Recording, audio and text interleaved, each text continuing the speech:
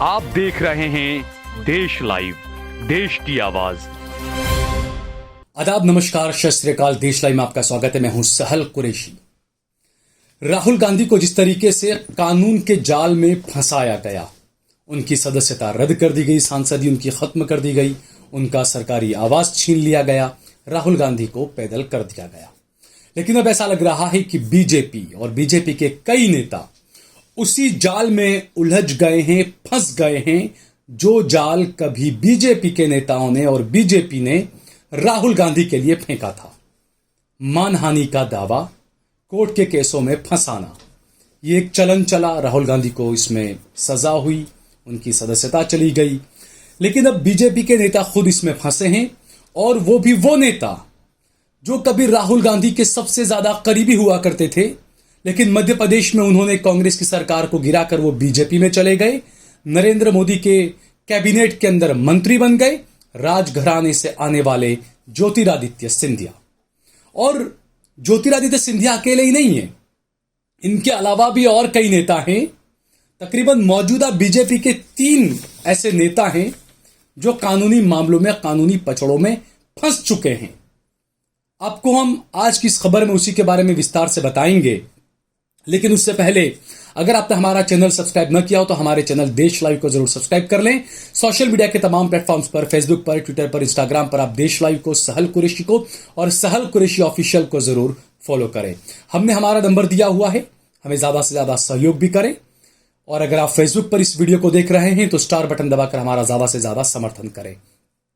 तो हम बात कर रहे हैं किस तरीके से राहुल गांधी को जाल में फंसाया, और उसके बाद बीजेपी के 3 बड़े नेता ज्योतिरादित्य सिंधिया, दिल्ली के उपराज्यपाल विनय कुमार सक्सेना और मध्य प्रदेश के ही बीजेपी के बड़े नेता कैलाश विजयवर्गीय, ये तीनों नेता अलग अलग 3 कानूनी मामलों में फंस गए हैं। लेकिन आज की खबर में हम सबसे पहले बात करेंगे ज्योतिरादित्य सिंधिया की।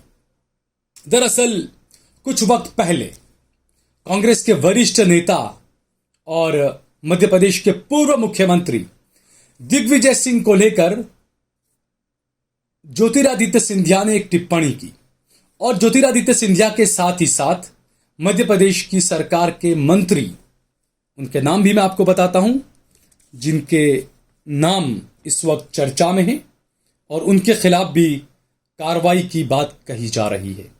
यह मंत्री हैं तुलसी सिलावट और महेंद्र सिंह सिसोदिया।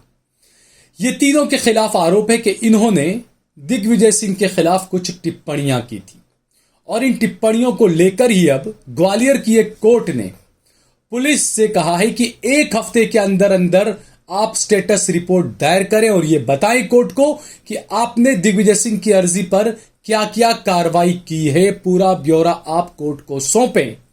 यह ग्वालियर की एक कोर्ट ने कहा है पुलिस वालों से। अब दरअसल जो मामला है, कांग्रेस लीगल सेल के जो एडवोकेट हैं नितिन शर्मा, उन्होंने ज्योतिरादित्य सिंधिया, तुलसी सिलावट और महेंद्र सिंह सिसोदिया के खिलाफ मानहानि का दावा किया था। दिग्विजय सिंह की इज्जत पर आंच आई थी इसलिए, और इसी को लेकर ये आगे कई बातें कही गई है। और ग्वालियर कोर्ट ने इस मामले पर सुनवाई करते हुए इंदिरागंज थाना को, जो पुलिस है इंदिरागंज थाना, वहां पर उन्हें नोटिस जारी किया और कहा है कि 1 हफ्ते के अंदर आप बताएं। अब इस मामले के अंदर यह है कि पूरा मामला शुरू वहां से हुआ कि दिग्विजय सिंह के खिलाफ कुछ टिप्पणियां की गई। उसके बाद दिग्विजय सिंह पहुंच गए पुलिस स्टेशन एफआईआर दर्ज करवाने के लिए, लेकिन पुलिस ने दिग्विजय सिंह की अर्जी पर ज्यादा कोई ध्यान नहीं दिया, तवज्जो नहीं दी। यह आरोप है कांग्रेस पार्टी की तरफ से। वकील जो है आईटी सेल के, उन्होंने यह आरोप लगाया है एडवोकेट नितिन शर्मा ने। उन्होंने कहा कि पुलिस ने जब कार्रवाई नहीं की, इस वजह से फिर दिग्विजय सिंह को कोर्ट का रास्ता अपनाना पड़ा, और इसीलिए फिर कोर्ट जाकर दिग्विजय सिंह ने ज्योतिरादित्य सिंधिया और उनके साथ ही साथ 2 बीजेपी के और नेता, एमएलए और मंत्रियों के खिलाफ मानहानि का मामला दर्ज करवाया था।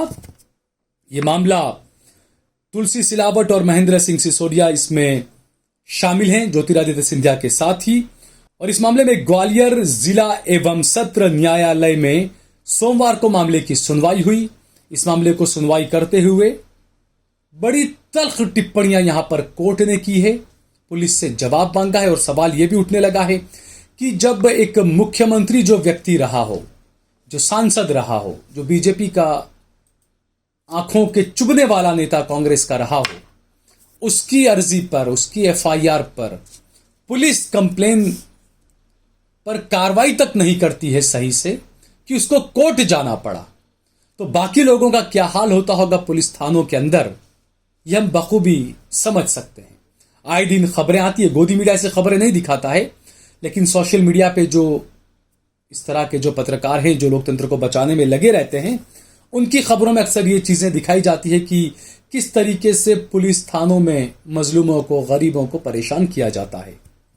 बहरहाल अधिवक्ता नितिन शर्मा ने दायर परिवारवाद के बारे में बताया कि उन्होंने अखबारों के माध्यम से पढ़ा था कि केंद्रीय मंत्री ज्योतिरादित्य सिंधिया और मध्य प्रदेश सरकार के मंत्री तुलसी राम सिलावट व महेंद्र सिंह सिसोदिया ने मध्य प्रदेश शासन के पूर्व मुख्यमंत्री दिग्विजय सिंह को लेकर आपत्तिजनक टिप्पणियां की थी।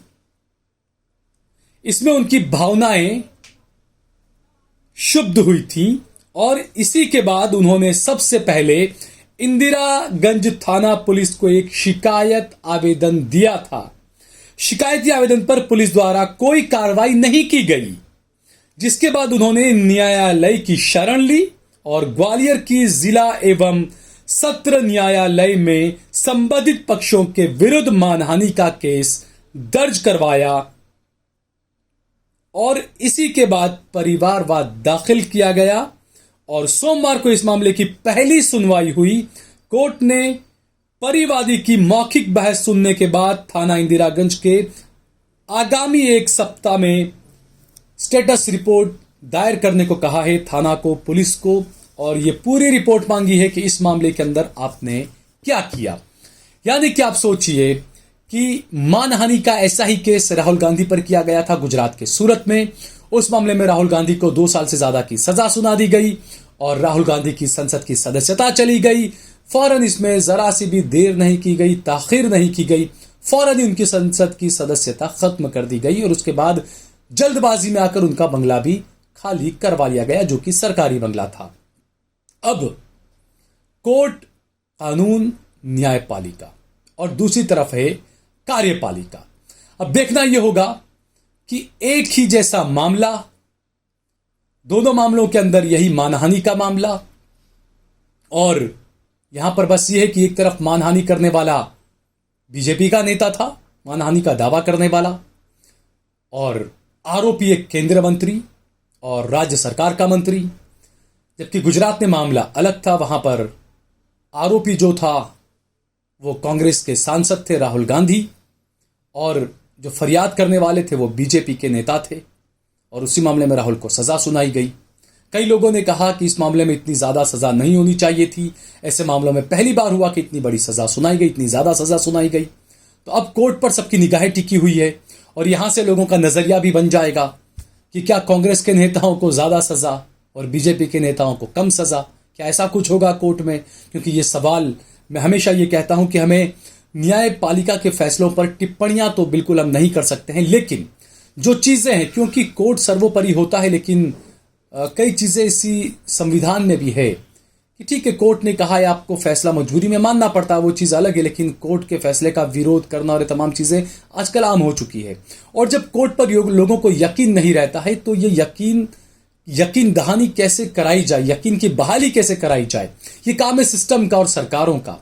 तो ऐसे में अब देखना यह होगा कि जो राहुल गांधी को मानहानि के मामले के अंदर 3 साल की सजा सुनाई गई, उनकी सदस्यता चली गई, तो क्या अगला नंबर अब बीजेपी के नेता, केंद्रीय मंत्री, जो उड़ियन मंत्री हैं ज्योतिरादित्य सिंधिया, क्या अगला नंबर उनका होगा? और उनके साथ में मध्य प्रदेश की सरकार के मंत्री भी हैं, बीजेपी के विधायक भी हैं। तो देखना होगा कि कोर्ट इस मामले में क्या करती है, लेकिन फिलहाल ये लग रहा है कि ज्योतिरादित्य सिंधिया की मुश्किलें भी बढ़ सकती है।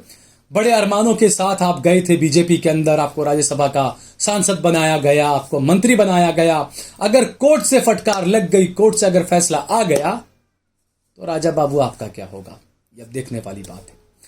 इस खबर को ज्यादा से ज्यादा शेयर करें, कमेंट करें, लाइक करें। अगर आपने हमारा चैनल देश लाइव सब्सक्राइब न किया हो तो हमारे चैनल को जरूर सब्सक्राइब करें।